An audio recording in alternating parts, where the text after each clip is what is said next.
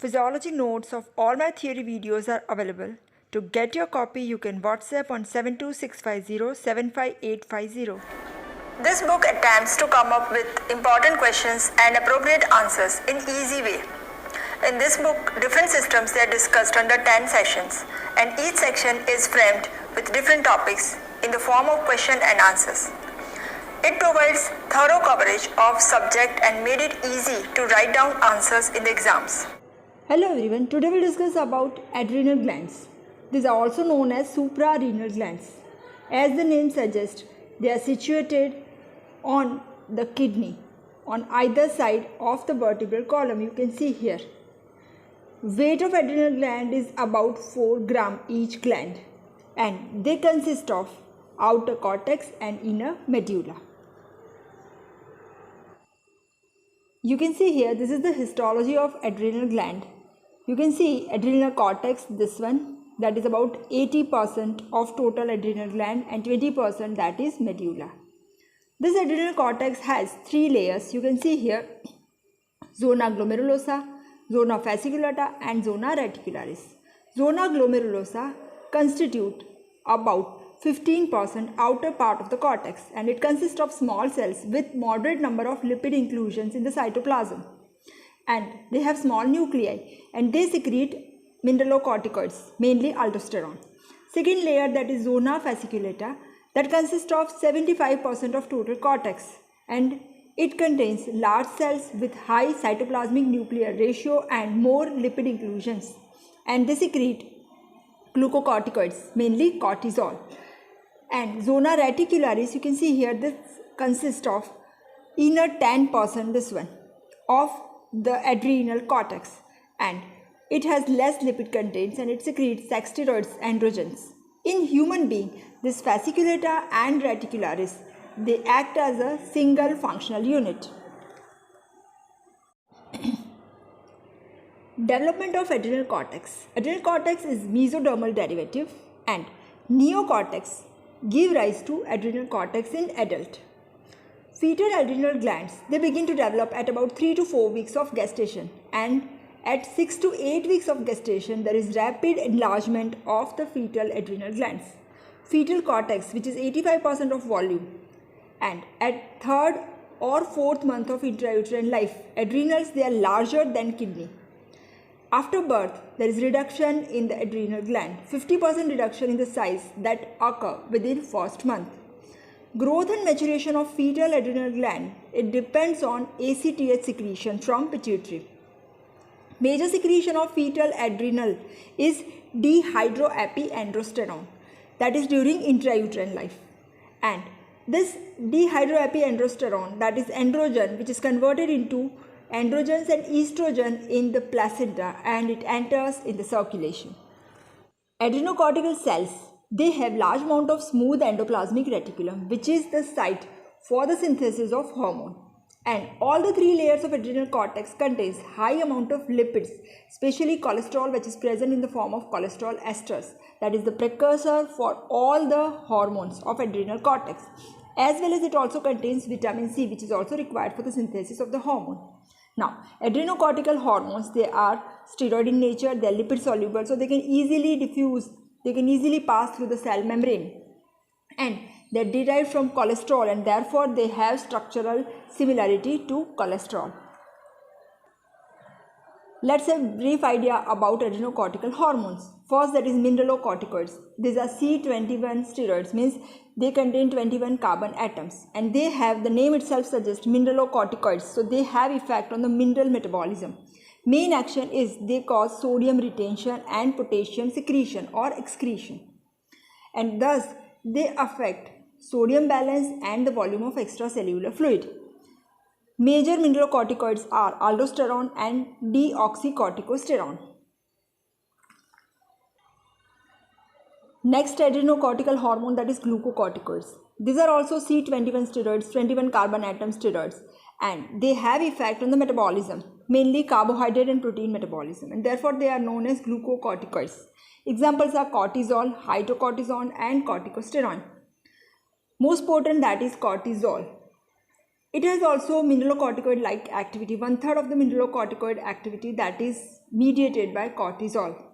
Corticosterone, that is weak glucocorticoid, and it has slight mineralocorticoid-like activity also.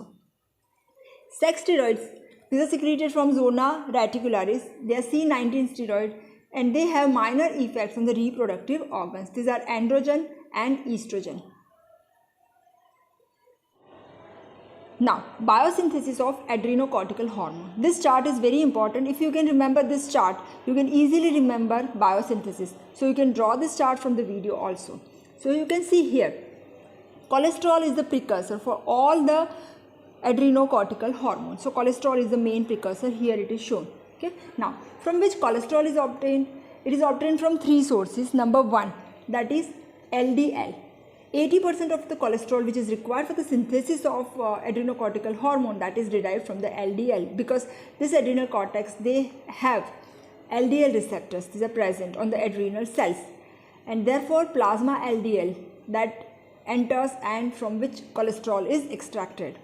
Second source of the cholesterol, that is plasma cholesterol itself. Directly it enters in the adrenocortical cell. Third source, that is cholesterol, can be synthesized from the precursor like acetyl coenzyme A. So three sources are there. One, that is LDL. Second, that is plasma cholesterol, which is taken directly from the plasma. And third, that is acetyl coenzyme A, that is the precursor. Now, first cholesterol enters inside the cell by endocytosis.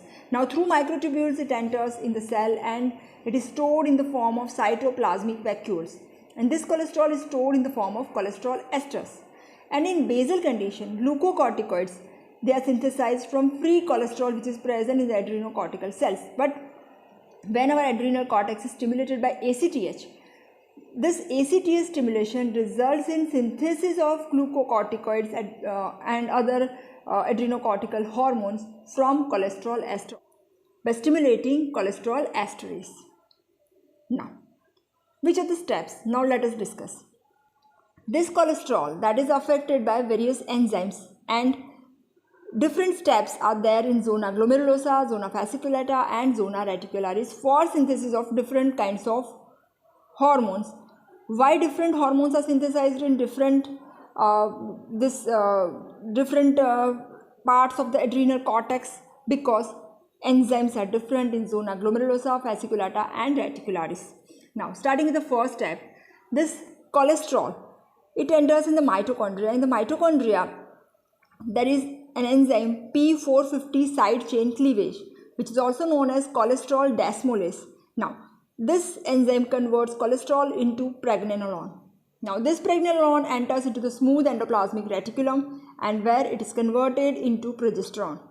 The enzyme required for it, that is 3-hydroxysteroid dehydrogenase. You can see here written. Progesterone is converted again into 11-deoxycorticosterone by 21-beta-hydroxylase. This step also is in the smooth endoplasmic reticulum. Next step, that is in the mitochondria. Next two steps. 11-deoxycorticosterone, that is converted into corticosterone and aldosterone. By the enzymes, this 11-deoxycorticosterone is converted into corticosterone by 11-beta-hydroxylase, and corticosterone is converted into aldosterone by the enzyme aldosterone synthetase. So these are the steps for the synthesis of aldosterone in zona glomerulosa. Now, in zona fasciculata, we have the enzyme this 17-alpha-hydroxylase, which converts pregnenolone into 17-hydroxypregnenolone and progesterone into 17-hydroxyprogesterone. So now you can see here, steps are in the zona fasciculata, 17-hydroxypregnenolone is converted into 17-hydroxyprogesterone. This step is taken in the smooth endoplasmic reticulum. Then 17-hydroxyprogesterone is converted into 11-deoxycortisol. Again in the smooth endoplasmic reticulum, here the enzyme is also similar to zona glomerulosa, 21-beta-hydroxylase, and 11-deoxycortisol is converted into cortisol in the mitochondria, the enzyme that is 11-beta-hydroxylase. Now, steps in the zona reticularis. Here 17-hydroxypregnenolone, it is converted into deoxyepiandrostenedione, that is by the enzyme 1720 lyase, and this step is converted. This conversion takes place in the smooth endoplasmic reticulum. Whereas the 17-hydroxyprogesterone is converted into androstenedione. by the enzyme the same, that is 1720 lyase, that is also in the smooth endoplasmic reticulum. See here, in the zona glomerulosa, there is absence of 17 alpha hydroxylase, and therefore this pregnenolone is converted into aldosterone. Whereas in zona fasciculata, there is presence of 17 alpha hydroxylase, and therefore this pregnenolone is converted into cortisol. Now, inhibitors of biosynthesis, they are metilrepone and aminoglutathione. We'll discuss the mechanism. Metilrepone, it inhibits this step, 11 beta hydroxylase, and when this enzyme is inhibited, this 11 deoxycorticosterone is not converted into corticosterone and 11 deoxycortisol is not converted into cortisol. Whereas aminoglutathione, it is the drug which is used in some types of cancer, and it suppresses the enzyme cholesterol desmolase. This is the first step, that is major step for regulation of synthesis of all the adrenocortical hormones. So this is suppressed. Therefore, synthesis of each and every step and all the hormone synthesis is suppressed. Therefore, all the hormone synthesis is suppressed, and that is known as medical adrenalectomy. Now, storage of the adrenocortical hormones. There is no storage of the hormone, but the precursor, that is cholesterol, that is stored in the form of cholesterol ester. Okay. Now, normal plasma concentration and the secretion rate. Aldosterone normal plasma concentration, that is 6 nanogram per deciliter, and cortisol normal concentration is 14 microgram per deciliter.